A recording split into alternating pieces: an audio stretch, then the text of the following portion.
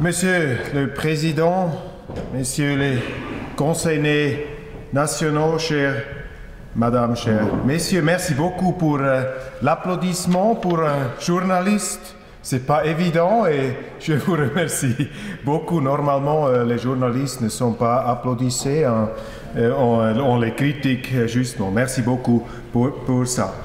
Oui, vous avez entendu, je ne suis pas Christoph Blocher, je suis désolé, je suis seulement Roger Köppel, mais je vous promets mon engagement total pour vous présenter un discours intéressant, j'espère. Alors, il y a 4 ou 5 mois, j'étais à Cairns à une présentation de l'UDC. Et là, un journaliste de Genève ou de Lausanne, je ne me souviens plus, est venu et il me demandait « Monsieur Köppel, pourquoi est-ce que vous êtes entré dans l'UDC ?» Je pense, il disait, je pense que l'UDC a un déficit intellectuel.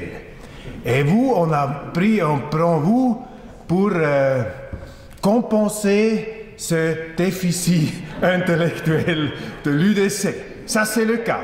Vous disiez oui, et moi je disais non, pas du tout. L'UDC n'a pas un déficit intellectuel. C'était l'UDC, on pourrait dire l'ASIN, qui était le premier à adresser que l'Union européenne est une construction faute. C'était l'ASIN et après ça, l'UDC qui disait que la zone ou l'espace économique européen ne fonctionne pas pour la Suisse. Alors, c'était l'UDC qui a aussi adressé les problèmes de migration et les problèmes d'asile avant que les autres partis ont adressé ce problème. Alors, je disais à ce journaliste, l'UDC et l'ASIN, ce sont les mouvements, les partis les plus intelligents de la Suisse. C'est l'avant-garde intellectuelle de la Suisse. Alors, ce n'est pas la raison que moi je dois honte. Vous devez demander les autres partis qui disaient toutes les autres les choses dans les années 90. Alors, ce n'est pas vous, ce n'est pas l'UDC qui a un problème d'intellectualisme, ce sont les autres partis qui ont un problème. Et pour ça, ce n'est pas la raison pourquoi moi je suis allé dans l'UDC. Alors, je vais vous parler de l'indépendance de la Suisse et aussi je vais vous parler des relations suisses et l'Union européenne. Comme je le vois, j'ai travaillé beaucoup des années en Allemagne, j'ai parlé avec beaucoup des politiciens aussi de l'Union européenne et c'est un thème très très important pour moi. Alors parlons premièrement de l'indépendance. L'indépendance de la Suisse, pour moi, est l'un des instruments, les traditions les plus importantes de notre pays. C'est une tradition vieille, ça a commencé en 1291, vous savez, c'était les premières traces de l'indépendance qu'on a vues dans ces années, que les confédérés ont conquéré une sorte d'autonomie relative. Et on a défendu cette indépendance, autonomie relative, dans des batailles fameuses, dans des guerres, tout ça contre Habsbourg, Charles le Téméraire, vous avez lu, on avait beaucoup de jubilés dans cette année de ça. Intéressant, c'est qu'il y avait beaucoup des autres communautés dans l'histoire européenne qui voulaient avoir cette indépendance, mais ils ne l'ont pas fait, ils n'ont pas réussi.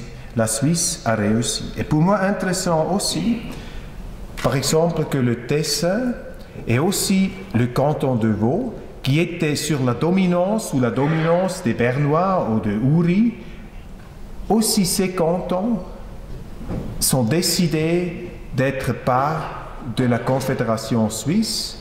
Pourquoi ça? Pourquoi ils ont choisi ce système politique? Et pourquoi les Suisses ont vraiment lutté pour cette indépendance pour centaines d'années? Et oui, la solution La réponse de ces questions, ce n'est pas une question idéologique, mais une question pratique. Parce que cette indépendance était, pour les raisons pratiques, très importante pour la Suisse. La Suisse est petite, la Suisse est vulnérable, et les confédérés, ils savaient qu'il est meilleur de trouver des solutions politiques pour la Suisse sur mesure. Des solutions politiques sur mesure, autodétermination, nous faisons les décisions précises pour notre pays, c'est meilleur que de déléguer le pouvoir politique ou les décisions politiques au pouvoir étranger. Alors on disait non, pour un petit pays, pour un petit système politique, nous devons faire les décisions, c'est meilleur que de déléguer ces décisions au pouvoir, aux institutions étrangères. Et ça, c'est le cœur de la souveraineté de la Suisse. Mais attention, quand on parle de la souveraineté de la Suisse, aujourd'hui, il y a beaucoup de gens à Berne qui disent à vous, qui disent à nous, oui, la souveraineté de la Suisse est importante. C'est par cette raison on doit être membre de l'Union européenne, parce que quand nous sommes membres de l'Union européenne, nous pouvons implémenter notre souveraineté meilleure que maintenant quand nous ne sommes pas un membre de l'Union européenne. Et ça, vous savez, c'est une grave erreur, et on doit être très précis dans le cas-là. Oui, c'est vrai, quand la Suisse serait membre dans l'Union européenne, quelques gens de notre système politique ont plus de souveraineté. Par exemple, le Conseil fédéral a plus de souveraineté, plus de pouvoir. Les fonctionnaires de l'État ont plus de souveraineté et plus de pouvoir, mais les gens comme nous, les citoyens, les citoyennes, ils perdent la souveraineté. Parce que le cas spécial de la Suisse, c'est que la souveraineté, l'autodétermination est sur le niveau des citoyens et les citoyennes. Et ça, c'est un cas unique dans le monde. Il n'y a pas un autre pays qui a ce système. Et quand nous sommes membres, par exemple, de l'Union européenne, cette souveraineté du peuple, la souveraineté des gens, des citoyens, des citoyennes, disparaît. Et il y a beaucoup de gens aussi dans l'Union européenne qui disent non, non, Suisse, c'est pas le cas, c'est pas le cas. Vous pouvez entrer, ça marche parfaitement. Moi, je parlais avec Günther Verheugen. Günther Verheugen était un commissaire de l'Union européenne et je lui parlais dans un train quand je suis allé de Davos à Zurich et je parlais avec lui et je demandais qu'est-ce qui se passe quand la Suisse est le membre de l'Union européenne. Est-ce qu'on peut pratiquer la démocratie directe? Et il a dit non, mais c'est ridicule, c'est ridicule. Non, non. Si on fait les taxes, le système de taxes par exemple, les impôts, comment on dit en français? Les impôts, on fait les impôts en Europe. Non, non, on ne laisse pas se disturber par la démocratie directe suisse. Non, non, ça ne va pas. Alors on doit réaliser qu'une adhésion à l'Union européenne, c'est clair pour nous, ça c'est la destruction du modèle suisse, c'est la destruction de l'autodétermination et l'indépendance. Et cette indépendance, c'est important parce que pour un pays petit, pour un pays naturellement pauvre, qui n'a pas de ressources, qui n'a pas de colonies, il est très très important. La valeur de l'indépendance est très haut parce que nous devrions être capables de faire ces décisions politiques nous-mêmes pour avoir des solutions sur mesure pour la Suisse et pas les solutions de l'étranger. Ça, c'est la formule de succès de la Suisse, indépendance et démocratie directe. L'État doit respecter les intérêts et le vouloir du peuple. Deuxième point, indépendance et ouverture au monde. Ce sont deux termes qui sont utilisés souvent dans les médias, dans la télévision, et on dit « Oui, monsieur Köppel, vous et l'UDC, vous avez l'indépendance de la Suisse, ça c'est l'isolationnisme, vous êtes troglodyte, vous voulez cacher la Suisse dans une crevasse. C'est l'isolationnisme, c'est dangereux pour la Suisse. Nous devons être ouverts au monde et l'indépendance, c'est contre l'ouverture au monde. C'est une contradiction. Et moi je dis, mesdames et messieurs, non, ce n'est pas une contradiction. Oui, on pourrait dire, l'isolationnisme n'est pas tout à fait mauvais. Quand on a une Europe pleine de problèmes, une situation d'asile qui est hors contrôle, quand on a une situation de migration qui est maintenant fou en Allemagne, il est meilleur de s'isoler un peu de ce problème. Ça, c'est juste. Mais la Suisse n'est pas un pays de l'isolationnisme. Ce n'est pas possible. La Suisse était pauvre pour beaucoup des années, pour centaines des années. Et on savait toujours dans la Suisse qu'on ne peut pas rester seulement dans la Suisse par les raisons économiques. Les Suisses ont toujours, ils devraient aller dehors, ils devraient aller au monde. Mon grand-père, il est né à Berne, dans le Berner Oberland. Il était un paysan et son père n'avait plus de place auf dem Hof. Alors il disait à mon grand-père, oui, tu dois aller en Allemagne, tu dois aller dehors. Il a dû faire ça. Et aussi, de l'autre part, quand il y avait des gens de l'étranger qui sont venus ici, M. Braun-Boveri, M. Nestlé, M. Ringier, je n'aime pas, mais ils ont créé une bonne compagnie à Zurich, je dois dire, je dois confesser. Mais la Suisse était toujours ouverte et les Suisses étaient un peuple, on pourrait dire, globalisé avant que notre voisin en Europe était capable à épeler le mot globalisation. Et la Suisse a déjà pratiqué ça. Et ça, c'était pour les raisons économiques. On a fait ça. Comme valaisan, vous savez, je ne vais pas parler à Sierre de Sepp Blatter, c'est le nom faux ici à Sierre, je ne veux pas mentionner, mais on pourrait nommer M. Césaritz par exemple, l'un des plus fameux valaisans qui a créé un empire d'hôtels autour du monde. On connaît le nom toujours aujourd'hui aussi. Et moi je connais Sierre par exemple, vous avez eu les joueurs de hockey les meilleurs du monde. Je connaissais Jacques Lemaire par exemple, le Canadien, qui était vraiment très fort. Moi, je suis de Cloten, nobody's perfect. C'était un problème de jouer contre Sierre avec Jacques Lemaire. Peut-être un peu plus un problème dans les années 80 aujourd'hui, mais c'est un autre thème maintenant. Alors, l'ouverture vis-à-vis au monde, c'était vraiment très, très important pour la Suisse. Et il y a un sociologue français qui s'appelle André Siegfried. Il écrivait un livre sur la Suisse et il écrivait le secret de la Suisse est que la Suisse est le pays le plus national et le plus international du monde. Le pays le plus national et le pays le plus international au monde. Et il voulait dire quand l'autonomie suisse, la nationalité de la Suisse n'est pas attaquée, les Suisses sont capables d'être très très internationaux. Mais quand on attaque cette nationalité, l'indépendance de la Suisse, l'autodétermination, les Suisses luttent contre les autres pays, ils ne sont pas contents, ils ont un problème avec ça. Alors Siegfried a réalisé que cette indépendance politique et l'ouverture au monde économique de la Suisse, ce n'est pas une contradiction, mais l'indépendance est une condition, une précondition de cette ouverture au monde. Et ça, c'est clair.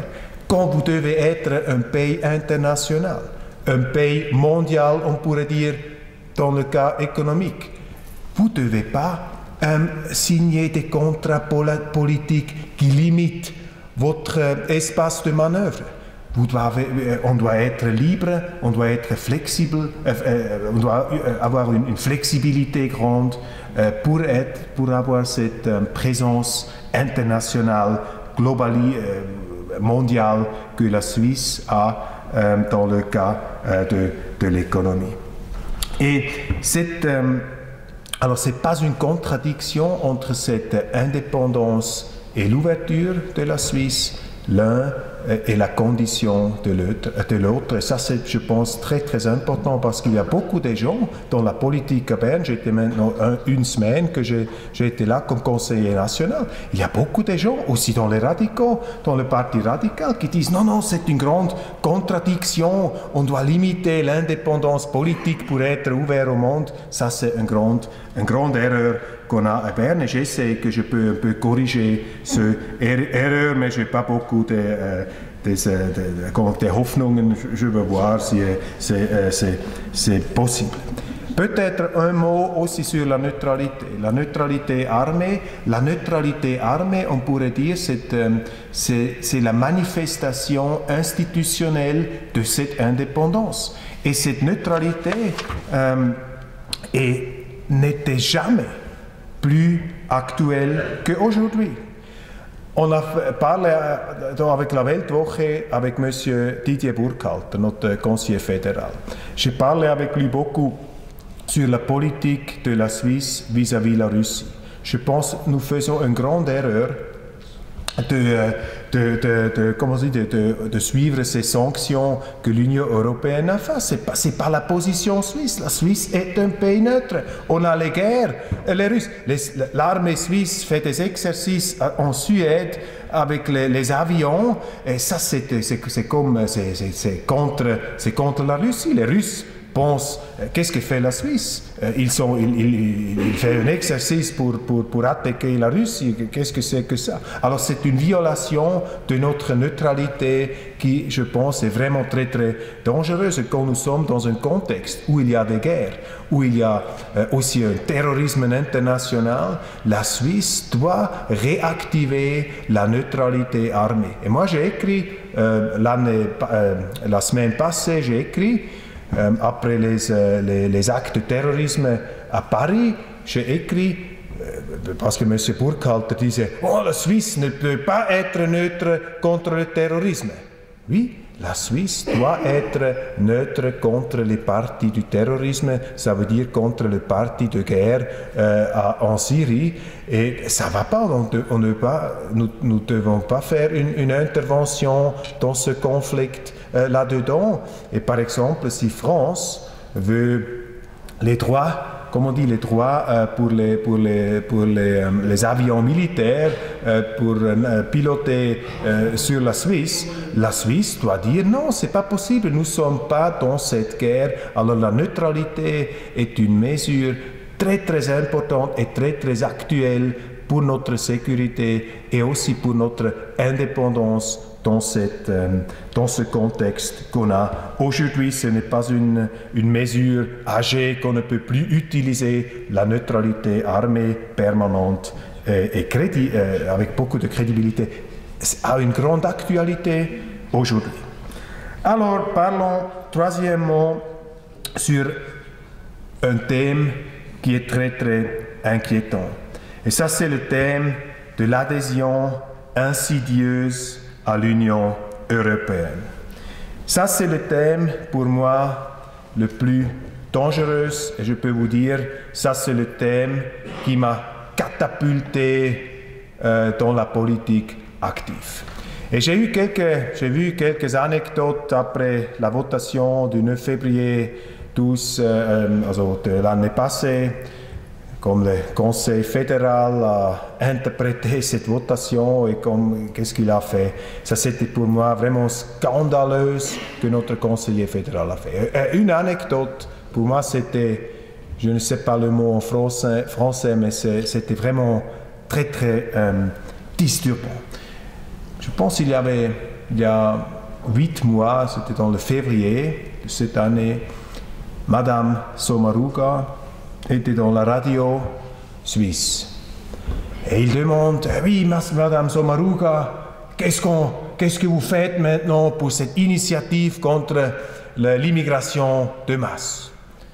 Et Madame Sommaruga disait au journaliste, oui, je dois faire des négociations maintenant à Bruxelles.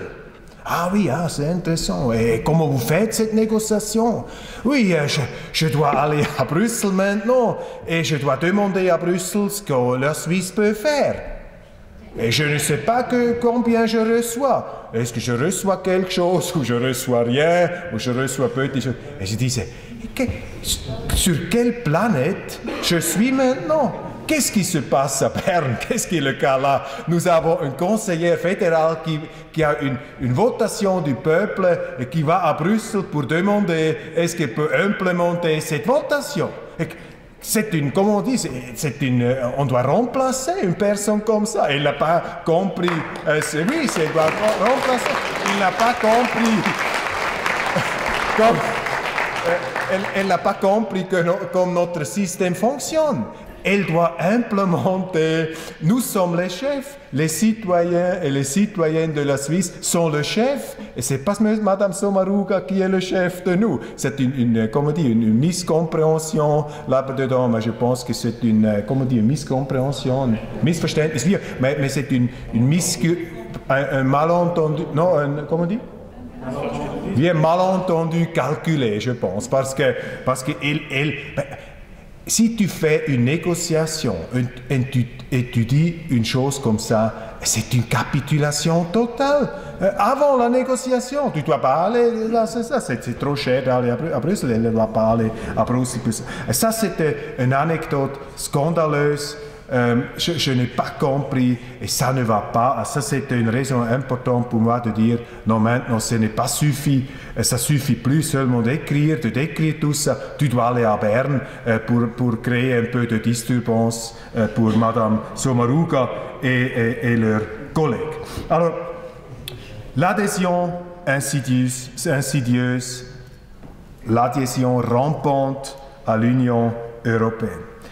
Je suis convaincu, mesdames et messieurs, le Conseil fédéral et la plupart de l'administration à Berne veulent pousser la Suisse dans l'Union européenne d'une manière clandestine, sous le radar du peuple. C'est pas de question pour moi, pas de question. Aussi quand ils disent le contraire, c'est pas vrai, il est vraiment le cas. Je vous donne les exemples. Premièrement, le Conseil fédéral, l'administration, jusqu'à aujourd'hui, n'a jamais retiré la pétition, la requête pour l'adhésion à l'Union européenne à Bruxelles. Il est toujours là. M. Burkhalter disait une fois, oh, on a oublié, on ne sait plus où est ce document. Et moi, je disais, que veut dire misstrauen, méfier?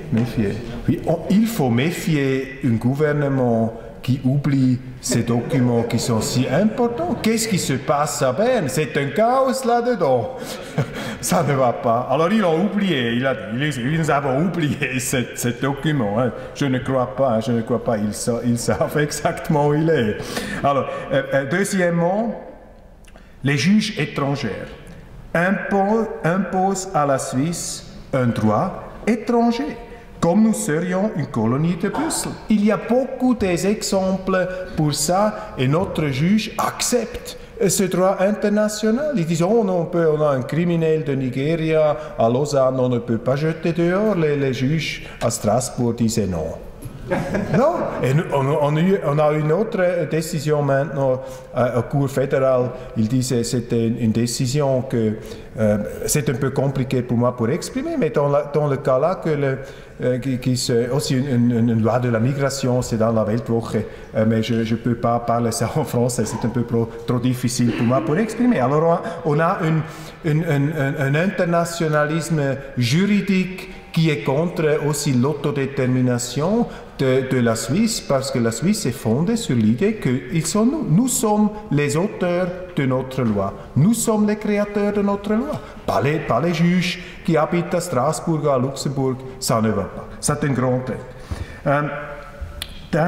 Troisièmement, et ça c'est un problème grave aussi, le Conseil fédéral aspire à un accord cadre avec l'Union européenne. Et ça voulait dire que la Suisse sera soumise sur les juges et les lois de Bruxelles. nous devrions accepter automatiquement, ça veut dire, ils disent dynamiquement, mais c'est automatiquement, toutes les lois futures de l'Union européenne dans toutes les relations bilatérales. Et ça, c'est pas acceptable, ça serait la fin de la Suisse. Et mesdames et messieurs, lutter contre cette adhésion, contre l'adhésion rampante, mettre le holà à l'adhésion insidieuse à l'Union européenne sera à moyen terme notre combat le plus important. Ça, c'est le combat le plus important de lutter contre ces plans d'implanter ce contrat de cadre que le Conseil fédéral veut faire. Alors, pour finir, je vais vous donner une perspective ou une vue un peu optimistique. Je suis convaincu, la Suisse va trouver une solution avec l'Union européenne concernant la limitation de l'immigration. Mesdames et messieurs, l'Union européenne a beaucoup de problèmes et l'Union européenne n'a pas un intérêt maintenant à créer plus de problèmes avec la Suisse. Et nous ne devons pas oublier, la Suisse aujourd'hui est l'unique pays en Europe qui peut payer ses dettes ou ses quittances, comme on dit, seine Rechnungen, ses factures.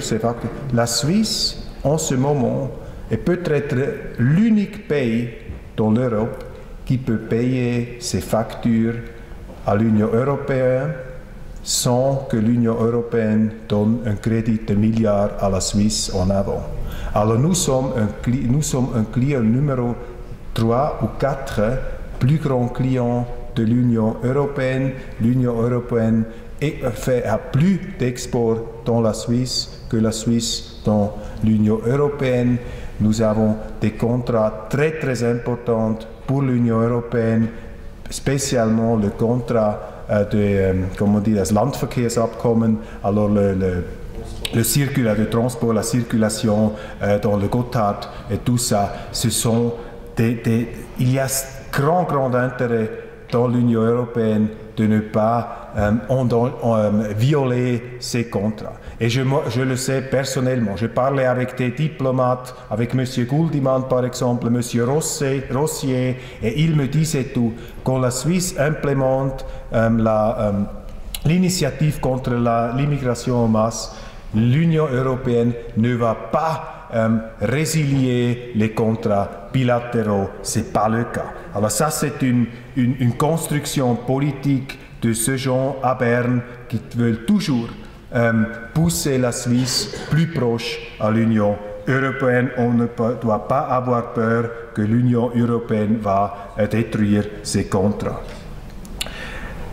Deuxièmement, les États membres de l'Union européenne ne vont pas accepter une résiliation des accords avec la Suisse.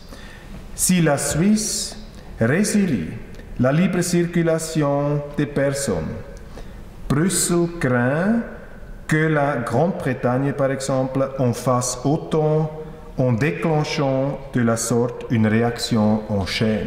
Alors Bruxelles a peur. Quand la Suisse résilie ce contrat de libre circulation, l'Union européenne a peur que que la Grande-Bretagne fait la même chose. Et là, c'est un tsunami qui va créer autour de l'Union européenne. Et pour ça, l'Union européenne a un très grand intérêt de garder les contrats bilatéraux avec la Suisse. Alors je suis sûr, mesdames et messieurs, nous pouvons, si nous voulons, ou si nos politiciens le veulent, nous pouvons garder notre position. La Suisse ne doit pas sacrifier sa souveraineté, son indépendance et son droit d'autodétermination dans cette sphère sensitive de la migration. Le Conseil fédéral, ça c'est intéressant, a proposé aujourd'hui une solution avec une clause de sauvegarde. C'est un pas, je pense, peut dire, dans la direction juste. Et intéressant est aussi, dans cette semaine, les directeurs des grandes associations économiques, tout à fait, je n'ai jamais entendu quelque chose comme ça, ils disaient, oui, la Suisse peut implémenter cette initiative et nous pensons l'Union européenne va accepter. Et nous pensons aussi qu'il n'est pas nécessaire que la Suisse trouve un accord avec l'Union européenne. Elle peut implémenter cette initiative aussi quand l'Union européenne dit non. Et ça, mesdames et messieurs, ça c'est tout à fait une nouvelle situation à Berne. Ce sont des sons nouveaux. Je ne sais pas, ils sont, comment dire, que ça c'est comme si sérieux c'est ça, mais je pense que c'est aussi un peu un résultat des élections qu'on a eues, que peu à peu, on a un changement de mentalité à Berne. Mais moi, je suis un sceptique, j'ai beaucoup de scepticisme parce qu'il y a beaucoup de changements de mentalité à Berne, normalement dans la direction faute. Mais maintenant, je pense, nous avons une perspective que vraiment cet alarmisme concernant les relations entre la Suisse et l'Union européenne va un peu disparaître et peut-être aussi Madame Sommaruga trouve un peu la raison normale, mais je dégrave tout qu'il fait ça. Alors, mesdames et messieurs, chers Valaisans et Valaisannes, la Suisse tire mieux son aiguille du jeu que la plupart des autres pays, car elle a misé jusqu'ici sur l'indépendance, la neutralité armée, la démocratie directe, le fédéralisme est un système libéral.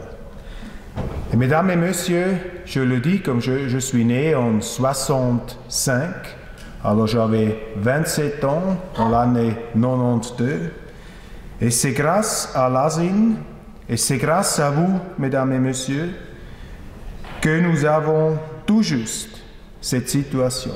C'est grâce à vous que la Suisse n'est pas un membre de l'Union européenne aujourd'hui. Et ce n'est pas évident, je le sais. Quand j'étais étudiant, quand je travaillais à la Neue Zürcher Zeitung, il y avait une force majeure qui a forcé tout le monde à une pensée unique que la Suisse va disparaître quand elle n'entre pas dans l'Union européenne. C'était vous, c'était l'ASIN, et l'ASIN était avant l'UDC. Parce que l'ASIN a été créé pour réformer l'UDC, pour pousser l'UDC sur la direction juste dans la politique européenne. Et c'était grâce à l'ASIN, vous avez évité que la Suisse est dans l'Union européenne aujourd'hui. Et je vous dis personnellement, merci beaucoup pour ça. Dans cette lutte contre l'adhésion insidieuse, l'ASIN aujourd'hui est toujours l'organisation la plus importante. Vous êtes importante parce que ce n'est pas évident qu'on reste dehors et la lutte n'est pas ouverte aujourd'hui. Ce n'est pas clair comme dans les années 90. Aujourd'hui, c'est un peu compliqué.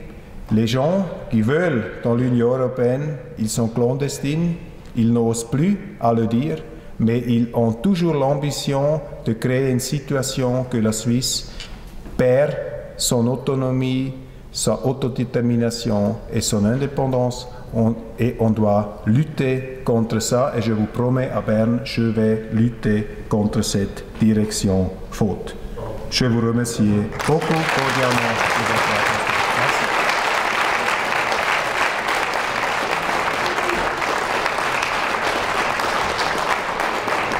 Et je m'excuse pour mon français, mon ancien professeur serait vraiment détruit, mais c'est sa faute parce que son caractère n'était pas si bien et moi je suis concentré un peu plus sur l'anglais, mais je vous promets, je veux faire des progrès dans le français. Et la prochaine fois, je vais parler un peu plus bien. Merci beaucoup. Oui. Est-ce que vous avez des questions concernant cette chaos politique à Berne, contre cette confusion intellectuelle dans le conseiller fédéral? Oui, vous avez des questions. Oui, merci, cher monsieur. Oui, j'ai une question qui me préoccupe. C'est la participation indirecte de l'armée suisse à l'OTAN. Sous le couvert du partenariat pour la paix, le bien mal nommé, signé en 1991 par Fabio Cotti, n'est-il pas temps, à votre avis, de quitter cette institution? Nous n'avons pas à aller faire des manœuvres à la frontière russe, alors que notre ennemi, ce n'est pas la Russie en ce moment, bien évidemment. Voilà, j'aimerais avoir votre avis à ce sujet. Oui, 100% d'accord, 100% d'accord. Et alors je terminerai, je poursuivrai. N'est-il pas temps aussi de ne pas appliquer les sanctions imposées par Obama et l'Union européenne, par ces sanctions que nous appliquons indirectement, nous les Suisses, encore une fois, à l'égard de la Russie, avec lesquelles nous aurions tout intérêt à avoir un partenariat privilégié, oui. Ce serait l'occasion. Oui, absolument. Oui, absolument, oui. J'ai fait une présentation sur la neutralité armée avec M. Blocher et M. Mergeli. Oui, je pense que c'était dans le février, la fin de février à Zurich. On a parlé aussi de la fonction de cette neutralité armée et le sens, la valeur de cette neutralité. Et je suis convaincu que la neutralité est un instrument extrêmement actuel.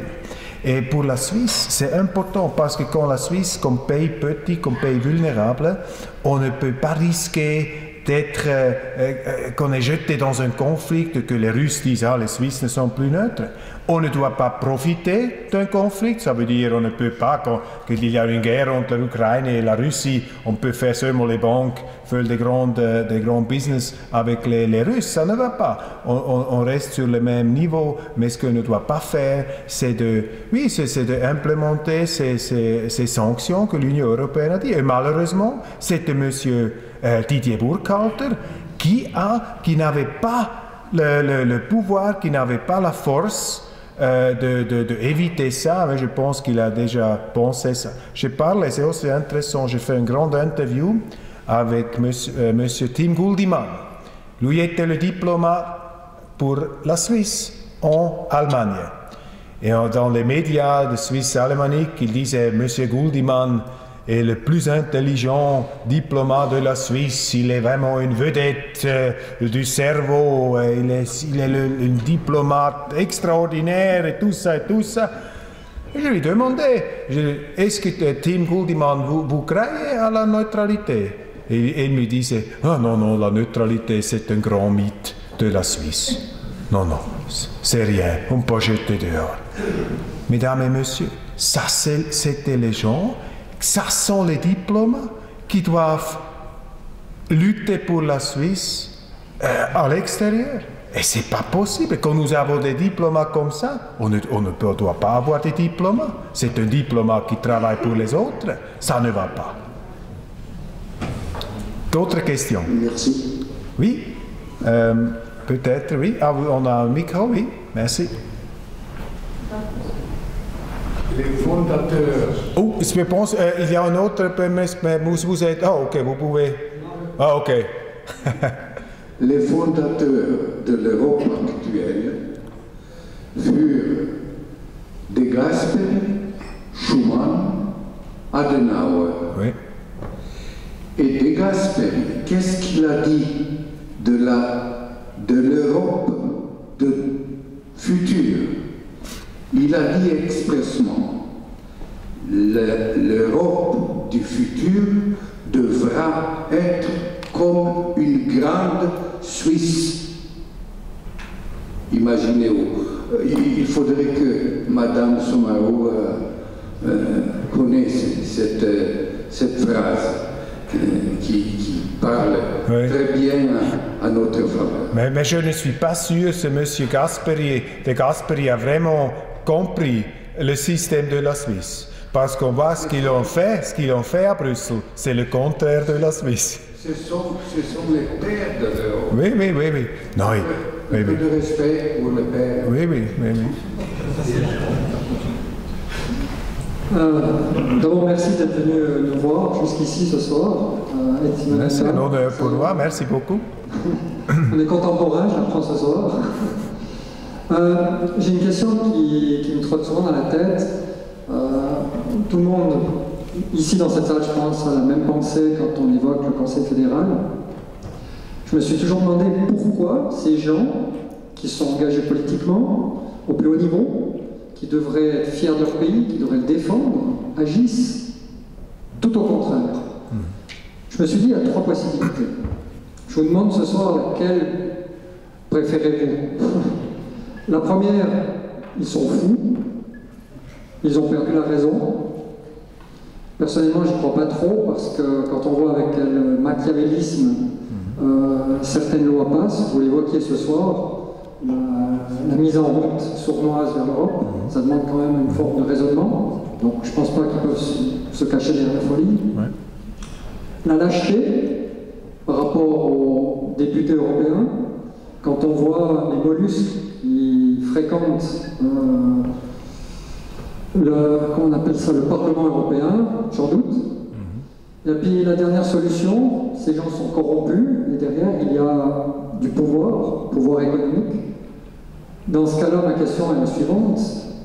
Est-ce qu'on connaît, est-ce qu'on a identifié ces gens d'influence, ces lobbies, ces pouvoirs économiques qui sont capables de corrompre nos fonctionnaires au point de vendre notre pays? C'est très intéressant. Merci pour cette question.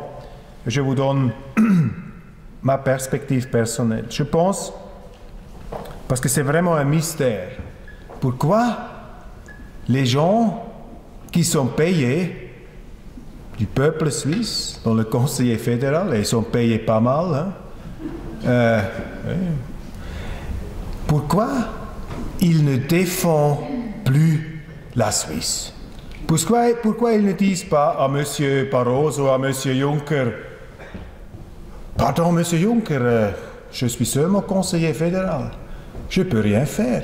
Le chef, ce sont les citoyens, ils ont décidé, je dois implémenter. Mais je peux vous assurer, on va une collaboration parfaite avec l'Union européenne. Nous voulons seulement contrôler migration. Et ça va, c'est bien. On va faire ça. Pourquoi les conseillers fédéraux ne défendent pas la Suisse d'une manière comme ça?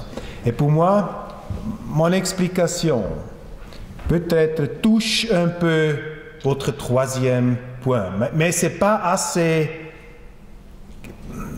comme on dit, direct que nous. Pour moi, ce qu'on voit maintenant dans ce conflit, c'est un conflit classique de la politique. C'est le conflit entre le gouvernement, entre l'État et entre les citoyens. Et vous devez réaliser, quand la Suisse se répare de l'Union européenne, le pouvoir pour l'État, le pouvoir pour les fonctionnaires d'État, les pouvoirs pour les conseillers fédéraux augmentent disproportionnellement et le pouvoir du peuple disparaît. Alors les gens à Berne, sans le savoir, je pense souvent, ils ont un intérêt personnel pour cette adhésion. Parce que par cette adhésion, ils peuvent maximer leur pouvoir auf Kosten contre les citoyens. Et vous voyez ce trend, ce développement dans beaucoup de questions. Par exemple, quand vous voyez que Madame Wittmer-Schlumpf, par exemple, après la votation sur la minarette, disait, depuis 5 jours, elle disait, oh, je ne veux pas, je ne sais pas si on peut implémenter ça. C'est contre les lois internationales, probablement. Le Tagesanzeiger écrivait une semaine contre cette décision. On ne peut pas faire, on ne peut pas faire. Et vous avez vu ce qu'ils ont fait après le 9 février. Hein? Ils sont allés à la télévision. Et qu'est-ce que vous pensez, conseiller fédéral, après cette votation? Oh, c'est très bien. La Suisse. C'est la destruction de la Suisse, c'est la fin de la Suisse. Je ne sais pas. Et après, les professeurs sont venus, oh, mais maintenant c'est la fin de notre université. Non, on ne peut pas implémenter. Quelques entrepreneurs, aussi dans l'UDC, M. Spuler, il disait, non, sans la libre circulation, la Suisse, c'est un désert économique. C'est fou ça. Mais le problème fondamental, c'est l'Union européenne est un paradis pour les politiciens, mais un enfer pour les citoyens. Et pour ça, il veut aller dans le paradis, mais pour nous, c'est un enfer. Alors nous devons stopper ces politiciens.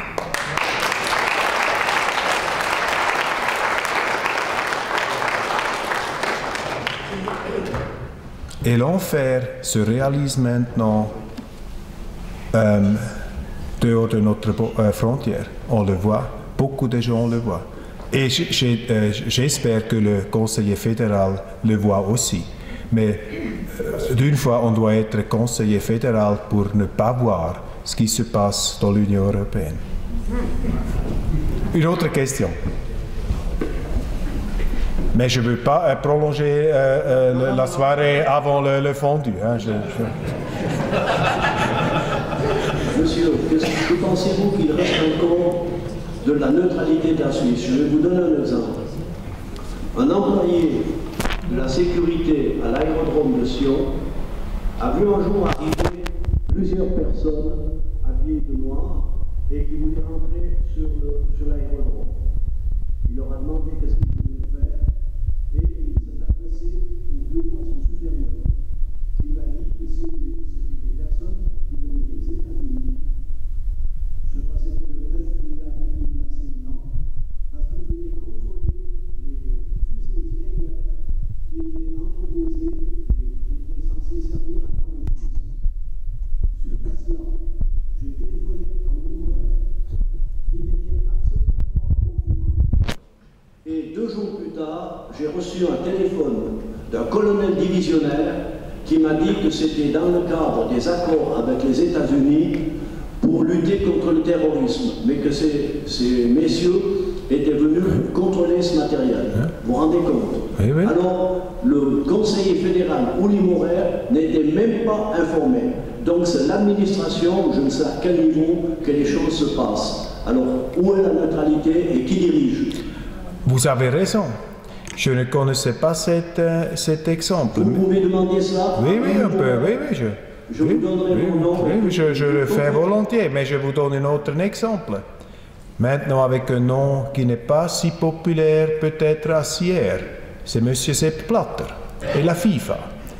Mais quand je vois, comme citoyen suisse, que notre Bundesanwaltschaft à Bern prend des gens étrangers dans un hôtel à 5 heures le matin, arrête ces gens, et les journalistes de la New York Times sont déjà là pour écrire ça. Notre gouvernement ne sait rien. Et notre officiel de la justice, c'est comme on dit, ce petit chien, comme on a, avec der Pudel. C'est le poudre. Non, not le Yorkshire. Le poudre, le petit poudre avec les cheveux frisés. Caniche suisse. Notre justice, c'est comme une caniche des États-Unis. Le matin dans un hôtel. Et ça ne va pas. Ce sont des méthodes, on pourrait aussi dire des méthodes italiennes, de créer une process juridique avec beaucoup de médias et tout ça qui n'est pas vraiment pas la tradition suisse. Et l'influence de l'étranger dont notre autorité est très très grande. Et pour moi, je suis désolé, comme Zurichois, aussi dans les banques, dans le secteur bancaire, on a perdu tout notre droit, le secret bancaire, tout ça, on a jeté autour de la fenêtre seulement parce que les Américains disaient ça. Où était le conseiller fédéral? Alors votre exemple, c'est un exemple d'un trend général dans la Suisse, et mon interprétation, parce que je suis un optimiste, mon interprétation c'est que beaucoup de gens ne sont pas contents avec ça.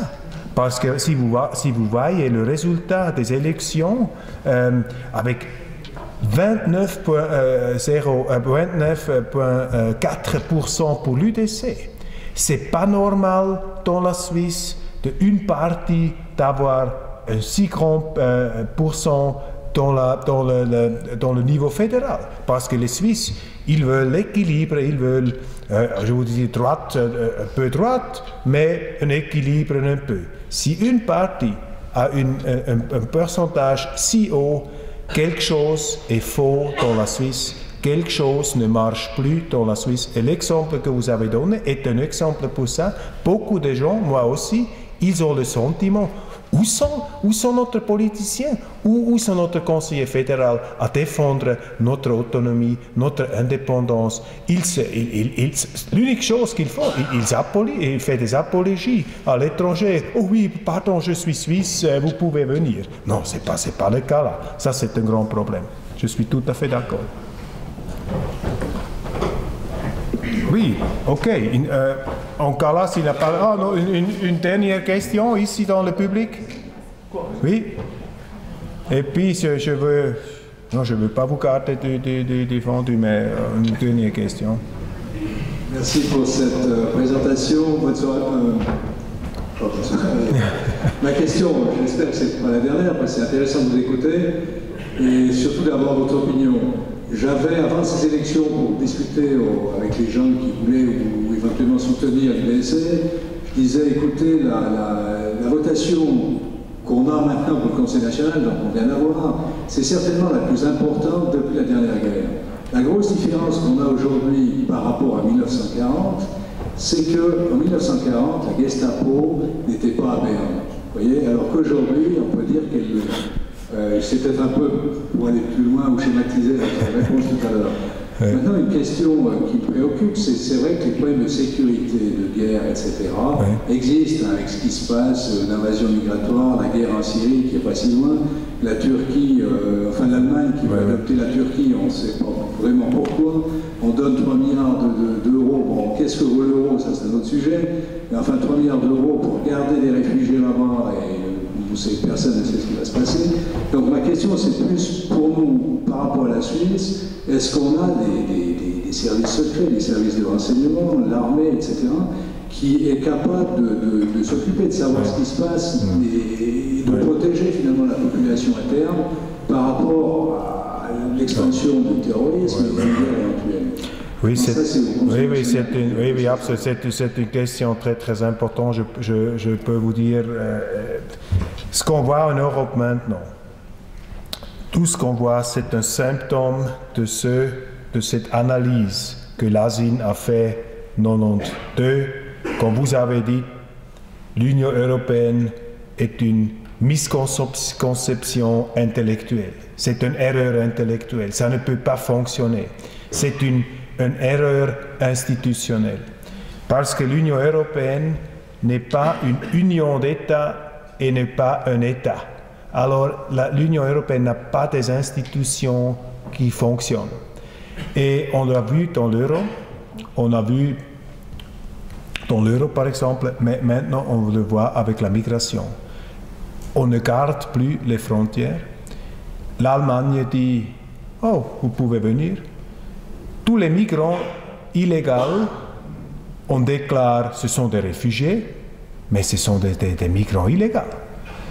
Et on a aussi la deuxième situation, c'est qu'on a une terrible, une politique superficielle, terrible des États-Unis et de la France concernant les pays arabiques d'Afrique du Nord.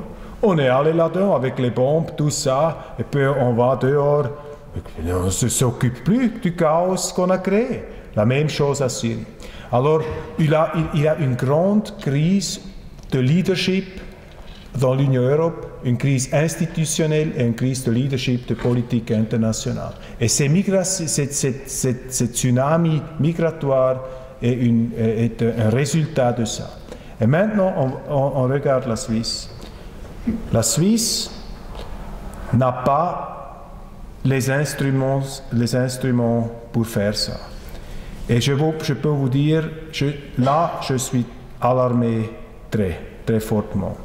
Parce que Mme Sommaruga et son secrétaire, M. Gattiker, ils ne sont pas prêts à dire la vérité. Ils disent « Non, non, c'est contrôlé, non, non, ça va bien, non, non, on n'a pas un problème, ce sont tous les réfugiés, ce sont tous des réfugiés de la guerre, et tout ça. Les Érythréens, il n'y a pas de guerre à Érythrée, il n'y a pas une guerre à Sri Lanka. Aussi en Syrie, les Syriens, ils viennent des pays de sécurité. Et le contrat de Dublin dit quand un migrant ou un réfugié vient d'un pays, comment dire, un sicheres land, sûr, d'un pays sûr, on ne doit pas accepter comme asylant. Ça, c'est le droit international. On peut dire que ce droit international, c'est fou, ça ne fonctionne pas. Mais ça, c'est le droit international. La Suisse n'implémente pas ça. Ils ne font pas ça. Madame Sommaruga, elle fait ce qu'elle veut. Dans le Conseil fédéral, elle n'était pas prête à réaliser des contrôles des frontières. Ils disaient non, on n'utilise pas, on n'a pas besoin. Vous voyez, c'est comme dans un asile avec des portes et des fenêtres fermées.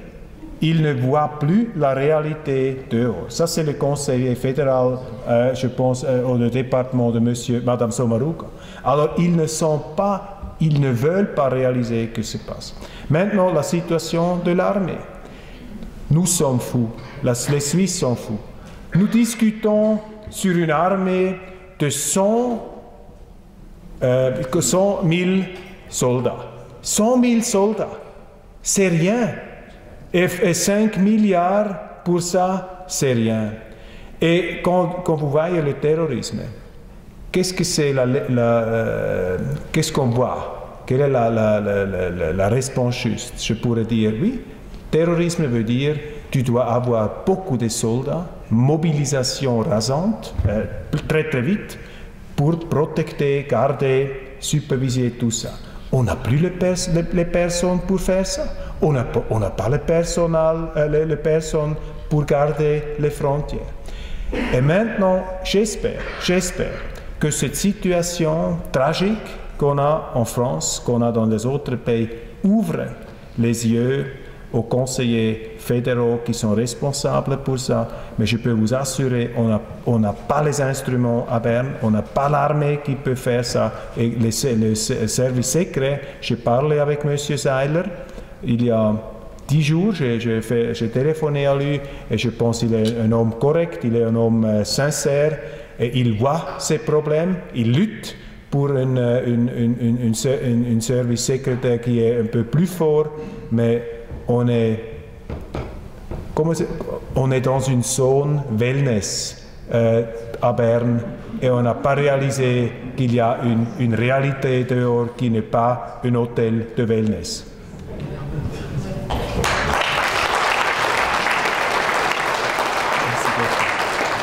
Merci beaucoup.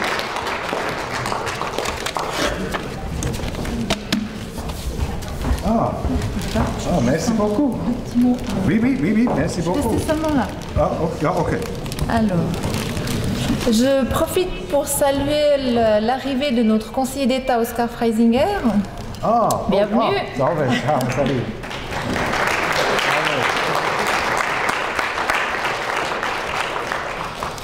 Merci beaucoup à M. Keppel pour son exposé très intéressant, pour ses réponses pertinentes. On aimerait bien prolonger les questions-réponses, mais malheureusement, on va devoir libérer M. Keppel qui doit rentrer chez lui. Et on aimerait quand même qu'il partage quelques raclettes avec nous avant qu'on le ramène à la gare.